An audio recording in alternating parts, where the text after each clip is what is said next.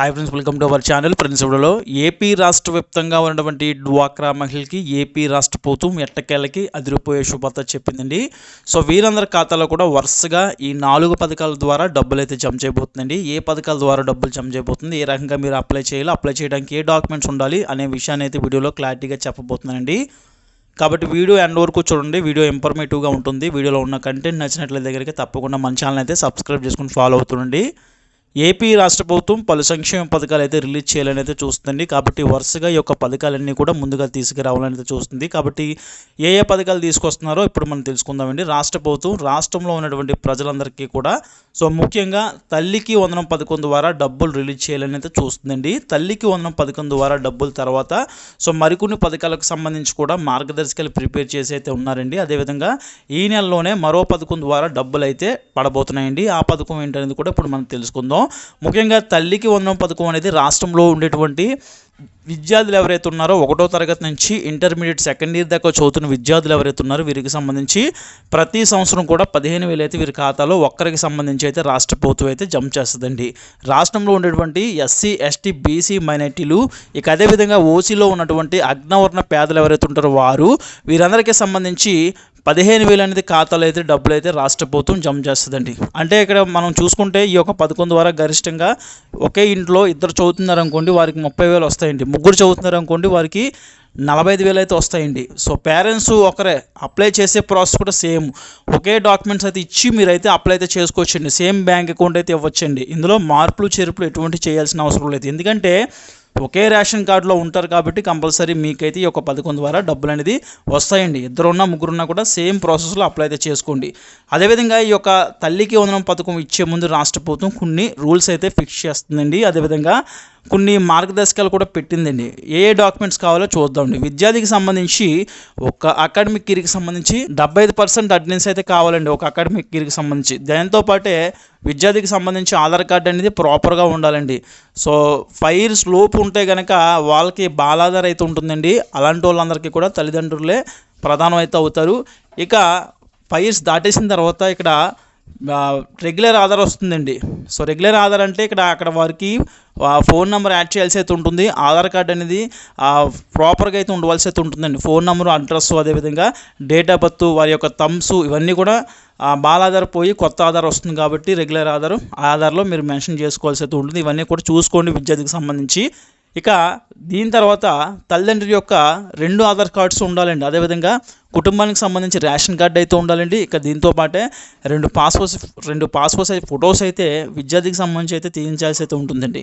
Caste, income, date of birth certificates అనేవి apply చేసుకోవాలండి విద్యార్థికి సంబంధించి. అవన్నీ ముందుగానే ఉండాల్సి అయితే ఉంటుంది. అదేవిధంగా తల్లిదండ్రులకు కూడా. సో ఇవన్నీ కూడా ప్రాపర్గా మీరు ముందుగానే అప్లై అయితే చేసుకుని పెట్టుకోండి. ఎందుకంటే ఇవన్నీ అప్లై చేస్తే రావడానికి టైం పడుతుంది. మినిమం 10 నుంచి 15 రోజులు టైం అయితే పట్టే అవకాశం అయితే ఉంటుంది. కాబట్టి సో ఇవన్నీ కూడా ముందుగానే ఏర్పాటు చేసుకుని పెట్టుకోండి. ఇక మినిమంగా ఏంటంటే ఇవి ఉంటే సరిపోతాయండి అప్లై చేసుకోవడానికి. స్కూల్స్లోని ప్రైమరీగా అక్కడ ప్రాసెస్ అనేది జరుగుతుందండి. అక్కడ మీరు డీటెయిల్స్ అయితే ఇచ్చి ఆ రిజిస్ట్రేషన్ అయితే కంప్లీట్ చేసుకోవాల్సి అయితే ఉంటుంది. ఇక సెకండరీ చూసుకుంటే కనుక గ్రామ వార్డు సచివాలయ ఎంప్లాయీస్ ఎవరైతే ఉంటారో వారైతే సెకండరీ వెరిఫికేషన్కి అయితే వస్తారండి. తల్లిదండ్రులు ఎవరైతే ఉంటారో, గార్డియన్స్ ఎవరైతే ఉంటారో వీళ్ళందరి దగ్గర ఈ ప్రూఫ్స్ అన్ని తీసుకుండి సరైన బ్యాంక్ అకౌంట్ కూడా వారి దగ్గర నుంచి తీసుకుంటారండి. బ్యాంక్ అకౌంట్ అనేది ప్రధానమండి. ఎందుకంటే బ్యాంక్ అకౌంట్ ఎవరైతే తల్లిదండ్రులు ఉంటారో, గార్డియన్ ఉంటారో వారి బ్యాంక్ అకౌంట్ అయితే ఇవ్వాలండి. దానికి ఎన్పిసిఐ లింకు అయి ఉన్నది అయితే ఇవ్వాలండి. సో ఒకవేళ ఎన్పిసిఐ లింకు అవ్వలేనిది ఇచ్చారనుకోండి, డబ్బులు అయితే మీకు పడవండి. మీ అకౌంట్లోనే దేనికైతే ఎన్పిసిఐ లింక్ అయ్యిందో దానికి పడతాయండి. కాబట్టి ఎన్పిసిఐ లింక్ అవుతేనే ఆ అకౌంట్ అయితే ఇవ్వండి, లేదా ఏదైందో అది ఇవ్వండి. ఎందుకంటే Aadhaar based payments DBT system ద్వారా డబ్బులు అనేది రాష్ట్ర ప్రభుత్వం జమ చేయబోతుందండి. కాబట్టి కంపల్సరీ ఎన్పిసిఐ లింక్ దేనికైతే లింక్ అయ్యి ఉందో చూసుకోండి, ఆ అకౌంట్ ఇవ్వండి.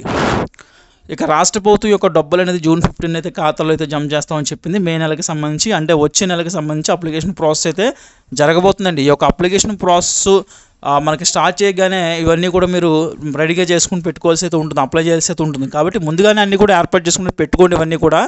ఇక తల్లికి వందనం పథకం అనేది గరిష్టంగా ఇంట్లో ఎంతమంది ఉంటే అంతమంది కూడా ఇస్తామని చెప్పేసి రాష్ట్ర ప్రభుత్వం స్పష్టమైతే చేసిందండి. కాబట్టి అన్నీ కూడా మీరు ముందుగానే ఏర్పాటు చేసుకుని పెట్టుకోండి.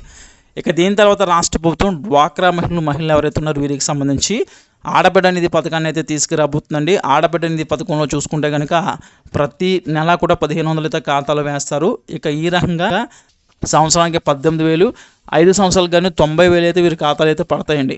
సో గరిష్టంగా ఈ యొక్క పథకం ద్వారా చూసుకుంటే కనుక రాష్ట్రంలో ఉండేటువంటి ఎవరైతే 18 సంవత్సరాల నుంచి 59 సంవత్సరాల ఏజ్ ఉన్న మహిళలు ఉంటారో, మహిళలు ఇక డ్వాక్రా మహిళలు అందరూ కూడా ఇందులో ఇంక్లూడ్ అవుతారండి.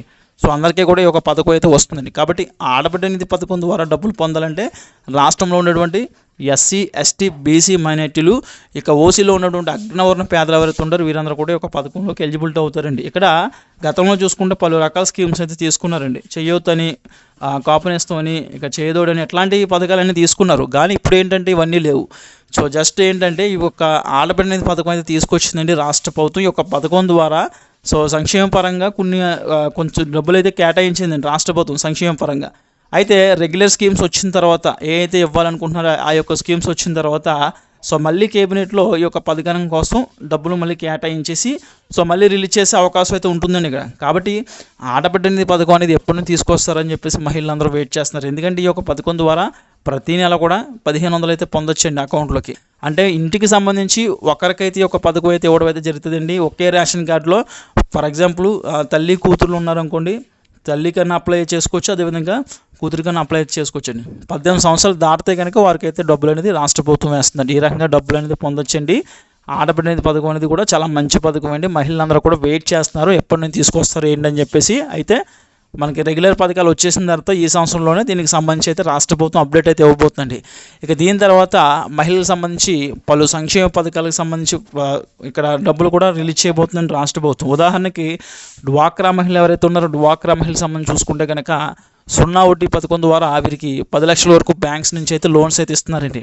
ఈ యొక్క లోన్స్ వీరు తీసుకున్న తర్వాత 10 లక్షలు తీసుకున్న తర్వాత గ్రూప్లో 10 మంది సభ్యులు అయితే ఉంటారండి. డివైడ్ చేసుకుంటారు. మనిషికి 1,00,000 చొప్పున అయితే డబ్బులు వస్తాయండి.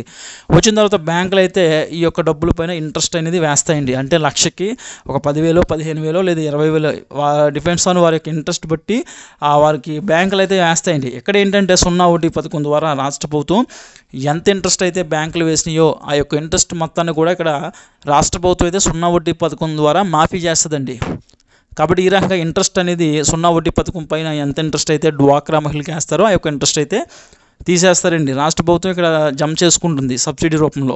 సో ఈ రకంగా వీరికి ఏంటంటే 0 వడ్డీ పథకం ద్వారా 10 లక్షలు తీసుకున్న తర్వాత వీరు అసలు కట్టేస్తే చాలు. వీరికి 10 లక్షల దాకా ఎవరైతే డ్వాక్రా మహిళలు లోన్స్ తీసుకుని ఉంటారో వారందరూ కూడా ఒక 0 వడ్డీ పథకంలోకి అయితే వర్తిస్తారండి. కాబట్టి వీరికి అసలు కట్టేస్తే చాలండి. ఈ రకంగా వీరికి అయితే 0 వడ్డీ పథకం ద్వారా బెనిఫిట్ అయితే ఉంటుందండి.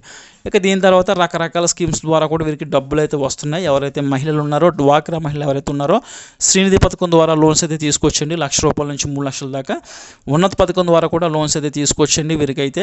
ఇక అదేవిధంగా క్యాస్ట్ పరంగా లోన్స్ అయితే ఇస్తున్నారండి. SC loans, ST loans, BC loans ఇవన్నీ స్టార్ట్ చేసింది రాష్ట్ర ప్రభుత్వం.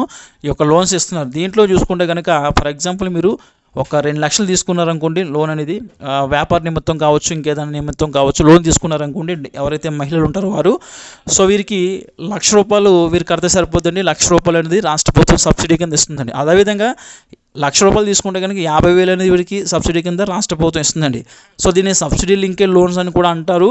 అంటే ఇక్కడ మనకి సబ్సిడీ ద్వారా వీరికి రాష్ట్ర ప్రభుత్వం ఏంటంటే బెనిఫిట్ చేకూరుస్తుందండి. అది ఎలాగంటే సో సగానికి సగం ఇక్కడ రాష్ట్ర ప్రభుత్వం సబ్సిడీ అని ఇస్తుందండి. కాకపోతే ఏంటంటే లోన్ తీసుకునే ముందు సో మీరు వ్యాపారానికి తీసుకోవచ్చు, అదేవిధంగా విద్యకు తీసుకోవచ్చు, ఇక ఏదైతే పిల్లలు చదువుతూ ఉంటారో చదువులకు సంబంధించి తీసుకోవచ్చండి. అదేవిధంగా పెళ్లి విషయంలో తీసుకోవచ్చు. ఇలాగా పలు రకాలుగా అయితే ఈ యొక్క లోన్స్ అయితే ఇస్తున్నారండి. ఈ రకంగా రాష్ట్ర ప్రభుత్వం యొక్క BC loans, SC loans, ST loans provide చేస్తుందండి. అప్లై చేసుకోండి. మీకు ఎలిజిబిలిటీ ఉంటే కనుక కంపల్సరీ మీకు కూడా సబ్సిడీ అనేది వస్తుందండి.